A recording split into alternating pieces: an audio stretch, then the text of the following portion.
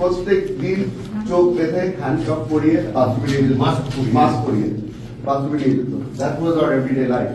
আমার 40 হাজার উপরে আমার হ্যান্ডকাপ পরে চোখ পড়ে। আয়নাঘরের যে কক্ষে বন্দী ছিলেন, অন্ধকার সেই কক্ষে দাঁড়িয়ে অন্তর্বর্তীকালীন সরকারের প্রধান উপদেষ্টা ডক্টর মোহাম্মদ ইউনূসের কাছে বন্দী জীবনের দুঃসহ স্মৃতি বর্ণনা করছিলেন হুমাম কাদের চৌধুরী ও ব্রিগেডিয়ার আব্দুল্লাহ হিল আমান আজমি। জিজ্ঞেস করেছিলাম কত মাস থাকতে হবে, আরো যে এটা তো আপনাকে বলা যাবে না, এটা উপর থেকে অর্ডার আসবে। আমাকে ছেড়ে দেওয়ার 3-4 দিন আগে বলা হলো মাননীয় প্রধানমন্ত্রী আপনাকে একটা সেকেন্ড চান্স দিচ্ছে, আপনি এই সেকেন্ড চান্সটা আপনি ঠিক মতো কাজে লাগাবেন। আপনার চলে যেতে হবে, দেশ ছেড়ে চলে যেতে হবে, দেশ ছেড়ে চলে যেতে হবে। আমাদের একটা phone number and we have offered physics and suspected that I become the Mata and they will do another way. So my huge gallery. 23rd May 2021 আমাকে নোটিফিকেশন বলে আসছে যে আপনি ডান্স মিটিং দেন যে আপনি দেশে থাকবেন না, রাজনীতি করবেন না, দেশে চলে যাবেন। এখন লাস্ট ম্যান বলে দেন আমি রাই বাট আমি আন্ডারটেকিং জীবন মুক্তি চাই না। I don't want to stay with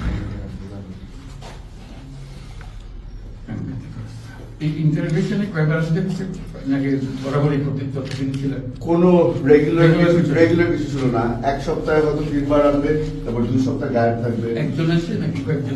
ঘুরে ঘুরে নিজের উপর চালানো ভয়ানক নির্যাতনের সেই দিনগুলোর কথা জানান দীর্ঘ সময় বন্দী থাকা জামায়াত নেতা মীর কাসেম আলীর ছেলে ব্যারিস্টার মীর আহমদ বিন কাসেম আরমানও। কোথায় ছিলেন? 8 বছর এখানেই থাকি। I couldn't tell what day or night from the scene. They used to blindfold us and handcuff us.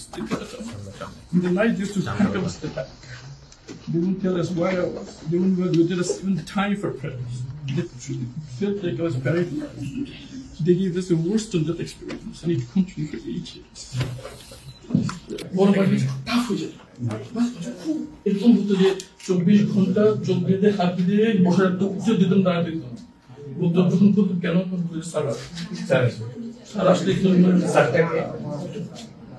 বুঝতে পারি আমি চোখ বাঁধা হতে ফিরে পিছনে বুঝতে পিছনে কেউ আসছে, মোবাইলে আওয়াজ হচ্ছে, ঘ্রাণ পেতাম, পারফিউমে দামি পারফিউম সেখানে কম কথা সাপোর্ট তখন বুঝতাম সিনিয়র কেউ পিছনকে দেখতেছে। এখন ওরা আসলে আমাদেরকে একদম বৈষম্য বিরোধী ছাত্র আন্দোলন চলাকালে নেতৃত্বদানকারী আসিফ নাহিদদেরও আটক করে বন্দী রাখা হয়েছিল এই আয়নাঘরে। পরিদর্শনে তারাও শনাক্ত করেন নিজেদের সেই অবরুদ্ধ জীবনের কক্ষ। ডক্টর মোহাম্মদ ইউনূসের সামনে বর্ণনা করেন বন্দী জীবনের সেই বিভীষিকাময় স্মৃতিগুলো। আপনি কতদিন ছিলেন এই ধরনের একটা ঘরে? 4 দিন। সে সময় কি আপনার সঙ্গে বাহিরের কারো পক্ষে কোনোভাবেই যোগাযোগ করা সম্ভব হয়নি? না, কোনোভাবে বাইরে কোনো যোগাযোগ হয়নি। সে সময় টয়লেট কি ছিল আপনার, কি ঘরের ভিতরে নাকি বাইরে? ভিতরে না, বাইরে ছিল। আচ্ছা, আপনি মানে ধারণা করছেন যে আপনি নিশ্চিত হতে পারছেন না কোন জায়গায়, কিন্তু আপনি দেয়াল নিয়ে যাওয়ার সময় চোখ বন্ধ করে নিয়ে যেতেন। আচ্ছা, বাইরে কিছু দেখি নাই, শুধু ভিতরে দেখছি। দেয়াল দেখে আমি চিনতে পারছি। এইটা তো দেয়াল ছিল। হ্যাঁ, রুমটা ছোট ছিল, এই জন্য বুঝতে পারতেছিলাম না। এখন ভেঙে রুমটা বড় করা হয়েছে। রুমটা শুধু ছিল এইটুকু। ওই যে গ্যাপটা, ওইখানে তো ফ্যান ছিল। ফ্যান ছিল, এখন সেই ফ্যান আর নেই। মাত্র কেউ এসে ভালো করে বুঝে দিত, কেউ এসে বলতো আগের জন যে আছে সে কিন্তু আবার আসবে, আমার থ্রেট করতো, মিলিয়ে কথা বলতো। মাত্র 11 বছর বয়সে মা রেজিয়া বেগমের সঙ্গে অন্ধকার এই বন্দিশালায় অবরুদ্ধ ছিলেন কক্সবাজারের আফসানা। দেয়ালে দেয়ালে মিশে থাকা মামের সেই স্মৃতির বর্ণনার পাশাপাশি এই কক্ষে মায়ের শেষ চিহ্ন খুঁজে বেড়ান আফসানা। দাবি জানান এখনো নিখোঁজ থাকা তার মাকে ফিরিয়ে দেয়ার। আমাকে এখানে রাখছে, যেখানে ছোট একটা সেলফার ছিল, আমরা বসতে পারি ওরকম, আর জানলা দিয়ে আমি না এরকম একটা মানে কর্নার ছিলাম। আমি হচ্ছে আমার আম্মু রাত্রে মানে আমার আম্মু একটু মোটা টাইপের ছিল, একটা হাতটা একটু খুলে যাচ্ছিল। আমি বলতেছি আমাকে খুলে দেন না, আমার আম্মুকে খুলে দেন, হাতটা শুদ্ধ খুলে দেন। পুরো বলতেছে তোমার আম্মুর চাবে, আমাদের কাছে না হেডকোয়ার্টার আছে। আমার বাথরুম এসছে, আমি বাথরুম এসছে একটু খুলে দেন। আমি অনেক চিৎকার চাকা করছি, আমাদের পায়ে শুদ্ধ ধরছি, খুলে দেয় না।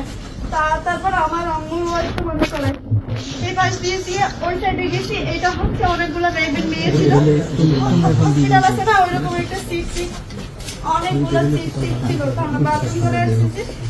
পুরো আমি র্যাবের কাপড় পরছিল, এরকম কালো দিচ্ছি, আর এখানে র্যাবও লেখা আছে, ওইরকম দিচ্ছি, আর গাড়ি দেখছি। তখন আমি সবগুলো দেখে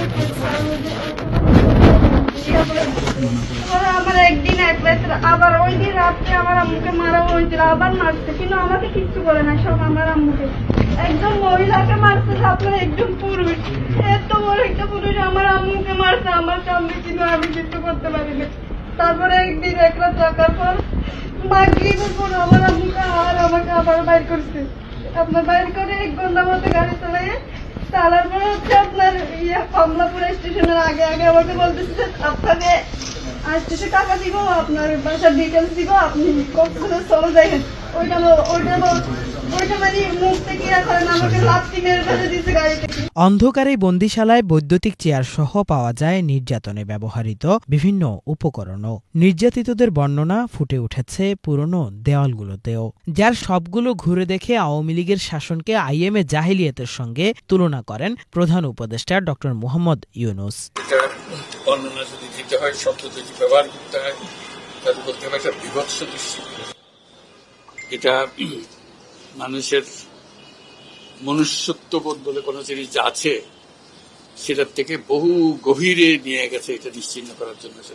মনুষ্যত্ববোধ যেন কারণ না থাকে, নৃশংস অবস্থা। প্রতিটি জিনিস যে হয়েছে এখানে, যতটাই শুনি অবিশ্বাস্য মনে হয়। এটা কি আমাদেরই জগৎ, এটা কি আমাদেরই সমাজ, আমরা এটা করলাম? আইএমএ জাহেলিয়াত বলে একটা কথা আছে। এই গত সরকার এই আইএমএ জাহেলিয়াতকে প্রতিষ্ঠিত করে গেছে সর্বক্ষেত্রে। এটা তার একটা নমুনা। বলছিল ওই যে খুপড়ির মধ্যে তাকে রাখা হয়েছে, গ্রামে তো মুরগির খাঁচা এর চেয়ে বড় হয়, এরকম অবস্থা। মুরগিও নড়াচড়ার যেরকম জায়গা পায় না, ওরও নড়াচড়ার কোনো জায়গা নেই। ওকে ব্যবস্থা রাখা হয়েছে, মাসের পর মাস, বছরের পর বছর তাকে ব্যবস্থা রাখা হয়েছে। এটা মানুষের সামনে এখন বিচার রইল, কিভাবে আমরা আবার নতুন করে সমাজ গড়তে পারি, যাতে করে আমরা এই যে এটা আমাদের সবারই অপরাধ, যেটা হতে দিয়েছি আমরা দেশে। আজকে আমরা মুক্ত হলাম, সে মুক্ত বাংলাদেশে আমরা যেন নতুন করে আবার সমাজ গড়তে পারি, এটার থেকে একেবারে অতি দূরে যেন আমরা চলে যেতে পারি। এটার নমুনা, এটার সাক্ষী, এটার যে ডকুমেন্টেশন গুম কমিশনের রিপোর্টের মধ্যে থাকবে, এবং এটা অবশ্য পাঠ্য হিসেবে সবাইকে পড়তে হবে, এবং তাদের যারা করেছে তাদের বিচার করতে হবে। তা না হলে আমরা নিষ্কৃতি পাবো না এটার থেকে। এই যে কাজগুলো করে গেল তারা, তা না হলে আমরা আবার মুক্তভাবে বলবো কি করে যে আমরা এই দেশের মানুষ। এগুলো সব এভিডেন্স, যা যা আমরা দেখলাম, এভিডেন্স গুলো সিলগালা করে রাখা হবে, যাতে করে কেউ বিনষ্ট করতে না পারে, যখন বিচারের কাছে এটা প্রমাণ হিসেবে ব্যবহার করতে পারে। গুম কমিশনের তথ্য মতে 2009 থেকে 2014 সাল পর্যন্ত গত 15 বছরে 1676টি জোরপূর্বক গুমের অভিযোগ তাদের কাছে নথিভুক্ত হয়েছে। অপরদিকে সারা দেশে 8 শতাধিক আয়নাঘরের সন্ধান পাওয়ার কথা জানিয়েছে প্রধান উপদেষ্টার প্রেস উইং।